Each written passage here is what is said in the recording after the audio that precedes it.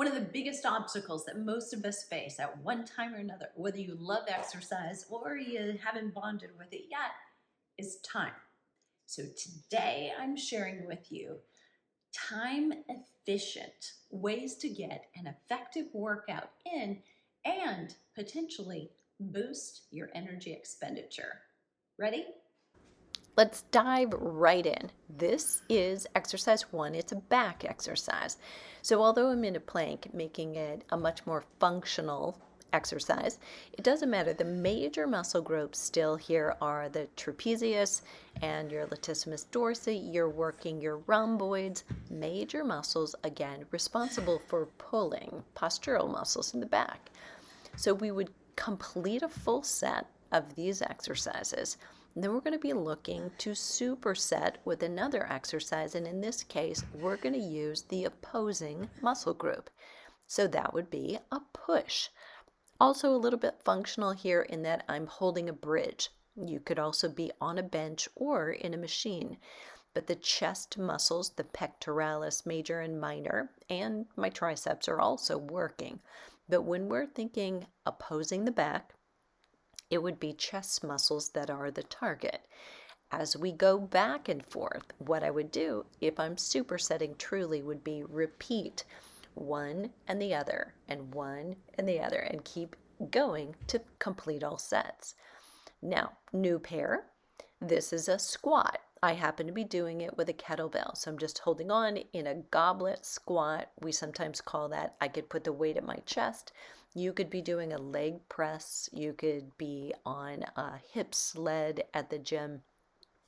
Major muscles here, quadriceps and glutes. So think about quadriceps, top of the thighs or front of the thighs.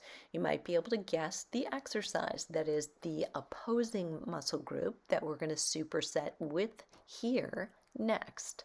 So you'd complete the reps. Now I'm going to go right into, and at home, this is a hamstring curl using a ball. So out and in, very functional in that my hips are also up. So don't get distracted by that. You could be on a hamstring curl at the gym, just a machine exercise. Now, that demonstration of supersetting can be done no matter what, whether you're doing supersets of opposing muscle groups. So we would be talking about the same body parts. So upper body, we'd be talking about muscles of the chest and muscles of the back. So a pushing and a pulling exercise. But we might not get as much rest if we did it that way compared to we do an upper body exercise supersetted with a lower body exercise. That might look like a chest press and a squat, or a row and a lunge. So you get the idea.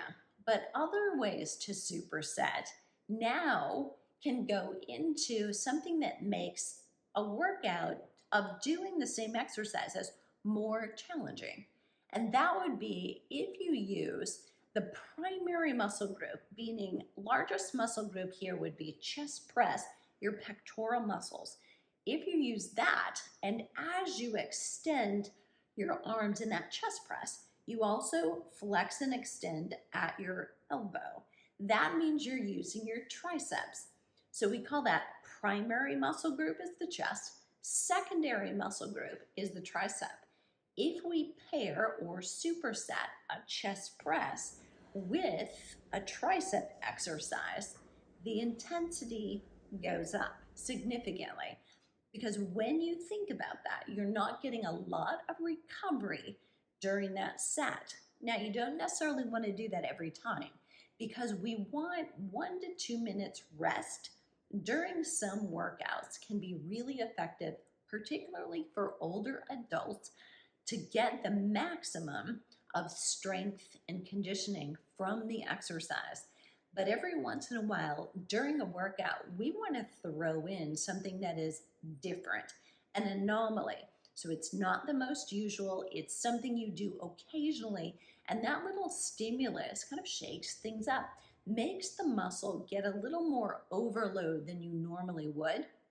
And sometimes if you're on a plateau, that's what it takes to help you get results.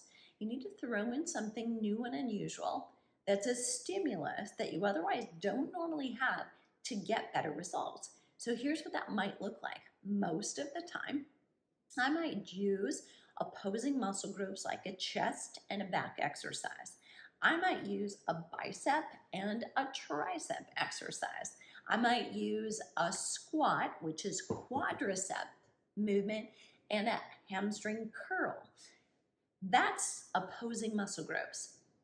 If I were a beginner, I might want to use instead an upper body exercise and a lower body exercise because I'm going to get a little bit more rest and recovery between doing it again.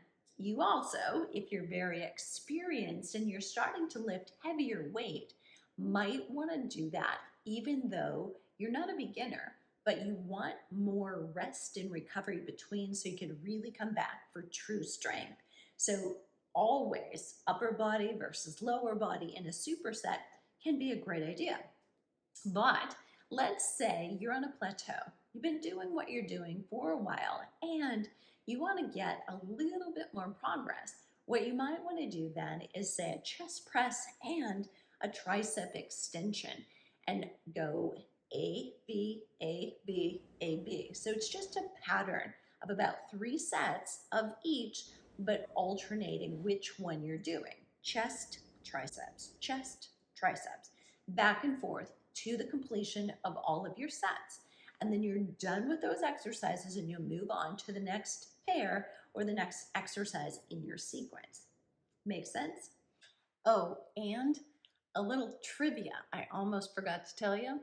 Using supersetting can actually burn 33% more calories. So it results in 33% more energy expenditure. Part of the reason is it's the metabolic challenge caused when you don't allow the muscles to completely recover between. So although that can be a strategy, I wouldn't do this all the time. There's also a great strategy in resting 1 to 2 minutes before using the same muscle group again. So realize, especially the older you get, you can employ this to get a great workout, supersetting when you're otherwise too busy or you wouldn't be able to get one, and use rest and recovery really wisely within workouts to get optimal strength, which is very closely tied to our longevity. So I'd love to hear from you. As you do these exercises, or you look at the list of exercises that you want to do, the major muscle groups that you want to target, putting them in the right sequence and mixing them up, because sequence is everything. If you did the same exact workout every single time for the next 4 weeks, your body would get very used to it, very adapted to it. And so your mind also might check out. That's not necessarily good. You want to be focused on the exercise you're doing and thinking about the muscle groups you're working. So think about pairing your exercises differently in each of those workouts can actually help you get more progress and stay tuned in. For those of you that don't love strength training as much as you love cardiovascular exercise or being outdoors, number 1, take your workout out to the patio. I do it all the time. But number 2, as you mix it up like this and you're not doing the same thing over and over and over, it will change the game. How a chest press and a tricep exercise together feel can be very different than a workout where at the beginning of the workout you did chest and back, and at the end of the workout you did biceps and triceps. I hope that was helpful. And I hope you've got a bag of tricks to use. But if you want some help, you can click the links down below.